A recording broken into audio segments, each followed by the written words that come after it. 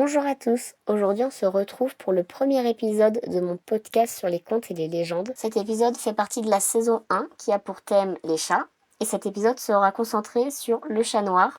Il est important que vous preniez en compte que les épisodes peuvent être regardés dans n'importe quel ordre, donc pas de panique si jamais vous tombez sur cet épisode après l'épisode 2, ce n'est pas un souci, vous pouvez les regarder dans l'ordre que vous voulez.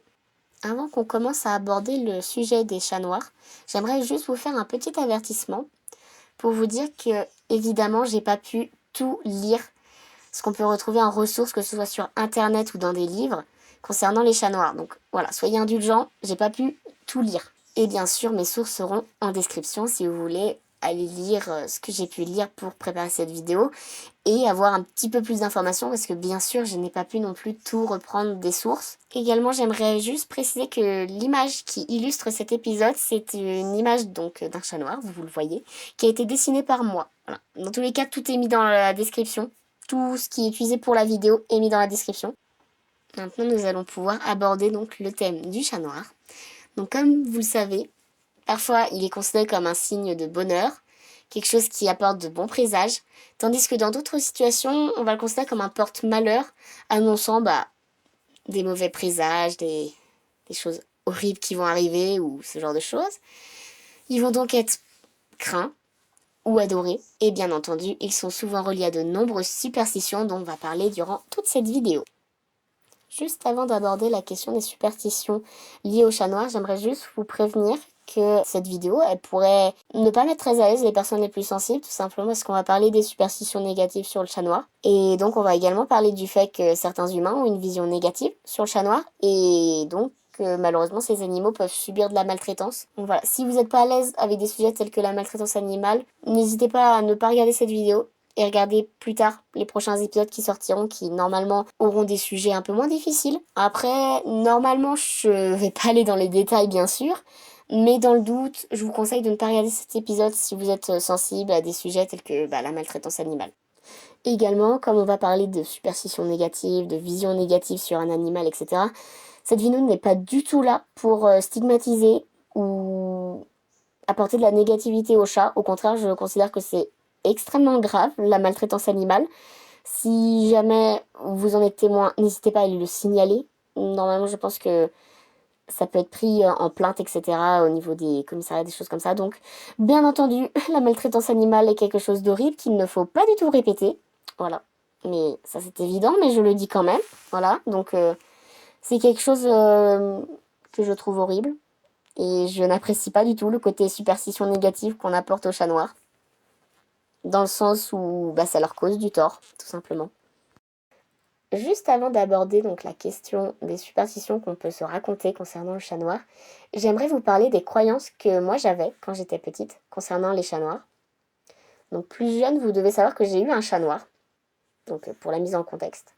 Et dans mes croyances, je pensais que les chats noirs, ça portait vraiment malheur dans ma tête, je pensais que ça portait malheur, mais il y avait une petite nuance, c'est que je pensais que si jamais quelqu'un qui avait un chat noir croisait des chats noirs ou des choses comme ça, ça lui portait pas malheur, et qu'au contraire, ça allait le protéger. Donc voilà, moi j'avais l'idée que comme j'avais un chat noir, le chat noir il me portait bonheur, et les gens qui n'ont pas de chat noir, pour moi, ça leur portait malheur. Alors bon, bien sûr, ça pourrait paraître sûrement ridicule pour certaines personnes, mais bon, c'était les croyances d'une petite fille, bien sûr, enfin de moi quand j'étais petite.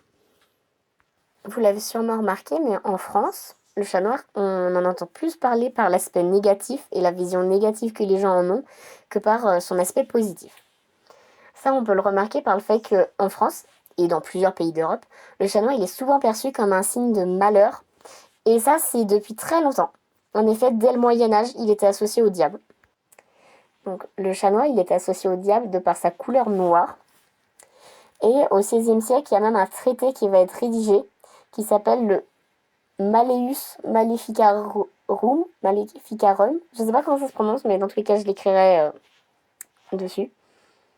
Et en fait, ça affirmait que les chats noirs, ça pouvait être des sorcières déguisées. La population, du coup, ils pensaient que les chats noirs, c'était non seulement des sorcières qui pouvaient être déguisées, mais c'était également l'incarnation du diable. Et bien sûr, du coup, cette vision négative me semble pas du tout étonnante, puisqu'il me semble qu'à cette époque, du coup, les gens étaient très catholiques, très chrétiens, Et donc, il y avait une très grande peur du diable, du fait que c'était un être perçu comme maléfique, dangereux et certainement à l'époque perçu comme quelque chose de réel, ce qui ne l'est pas forcément encore à notre époque, en tout cas pour le côté, le réalisme. Je pense pas que la majorité des gens croient qu'il y a un démon ou un diable qui existerait. Ça dépend des gens, mais en tout cas au Moyen-Âge, je pense que c'était la grande, grande majorité qui croyait en l'existence du diable, qui le craignait. Et donc ça explique un petit peu le côté, les chats, ils étaient vus comme des bêtes du diable qui font peur et qui sont associés à la sorcellerie également. Et bien sûr, comme on parle de sorcellerie, on est bien sûr obligé de parler des chasses aux sorcières qui ont existé dans l'histoire, puisque les chats et les chats noirs étaient associés à la sorcellerie et à la magie noire également. Eh bien, ces animaux ont été persécutés par les chrétiens, par la population, tout ça. Dans l'histoire, on peut retrouver cette association entre chat noir et sorcière dans l'Antiquité et au Moyen-Âge, notamment dans les mythologies. Je vais vous citer quelques exemples, comme Aradia, qui était la fille de la déesse Diane, qui aurait permis aux hommes, sur Terre donc, d'obtenir la magie noire, donc en leur l'apportant, tout simplement. Dans la mythologie nordique, on parle de la déesse Freya, qui est associée au chat noir, et également à la sorcellerie. On a également donc chez les Grecs, la déesse Hécate, qui est également associée à la sorcellerie ainsi qu'au chat noir. Également, les chats noirs, ils avaient une mauvaise réputation de pouvoir vampiriser les enfants. Alors, juste, je ne sais pas si le terme vampiriser, c'est vraiment pour les associer aussi aux vampires, ou si ça n'a rien à voir. Ça, je ne sais pas du tout. Également, il faut que vous sachiez que la couleur noire du chat noir, tout simplement, elle n'a pas du tout arrangé cette réputation, puisque cette couleur, elle est associée à la peur, aux malédictions, aux mauvais présages, et en plus à la mort. En plus des persécutions dont ils étaient la cible, les chats noirs, ils ont été également mis en offrande durant la veille de la Saint-Jean. Et ces sacrifices, n'étaient pas des sacrifices chrétiens de ce que j'ai trouvé comme information, ça venait de sectes de magie noire. Donc du coup, là-dessus, ils étaient également associés à la sorcellerie, mais bien entendu, contre leur volonté. Maintenant, on va parler un petit peu de aujourd'hui. Comment les chats noirs, ils sont représentés, considérés. Bon, bien sûr, vous le savez, la réponse est toujours négativement. Il y a toujours cet aspect de superstition négative. Même si, bon, heureusement, les chats noirs, ils subissent moins de malheurs de nos jours. Pour les superstitions auxquelles les gens peuvent encore croire de nos jours, on retrouve, je pense, celle que tout le monde a déjà entendue un jour. Si tu croises un chat noir le matin, c'est signe de mauvais présage, et généralement, c'est signe de mauvais présage pour la journée. Pareil, on raconte que si vous croisez un chat noir le premier jour de l'année, il vous portera malheur pour les 356 jours suivants. On raconte également que si vous voyez un chat sur une tombe, ça pourrait annoncer que l'âme du défunt est passée du côté du diable. Donc encore cette association au diable que l'on retrouve ici. On peut aussi retrouver la croyance que dans les cimetières, ces chats noirs pourraient emporter les morts en enfer. Et vous l'avez sûrement remarqué, mais quand on a abordé donc juste avant le côté il pourrait emporter les morts en enfer, c'est aussi le fait que le chat noir il est associé à la mort, comme on en a parlé tout à l'heure avec la couleur noire. D'ailleurs, ils ont la réputation de pouvoir être annonciateurs d'une mort qui va arriver dans la famille. Notamment si, je vais vous prendre un exemple, c'est si on a un chat noir dans la famille et que ce chat il disparaît. Ça peut être annonciateur de mort selon certains. On va retourner vite fait concernant la mythologie, mais cette fois on va être sur le côté celtique de la mythologie, car il existerait une autre origine concernant les superstitions qui sont reliées au chat noir. On parle de la créature qui s'appelle Cat-Sis. Je ne sais pas si je le prononce bien, mais dans tous les cas ce sera écrit. Et donc on raconte que ça pourrait être à l'origine de cette mauvaise réputation que les chats noirs ont. De nos jours, la période d'Halloween est une période assez triste pour les chats noirs, car ils sont davantage maltraités, notamment aux États-Unis. Et c'est également pour cette raison que les refuges, donc aux États-Unis, là encore, vont stopper les adoptions de ces chats. Et ça, c'est quelques jours avant la date d'Halloween. C'est pas juste le jour d'Halloween, on interdit l'adoption. C'est pendant quelques jours, on va interdire l'adoption pour les protéger. Heureusement, les chats noirs, comme vous le savez, de par ce que j'ai dit en début de vidéo, n'ont pas uniquement une mauvaise réputation. Il existe également des superstitions positives à leur sujet.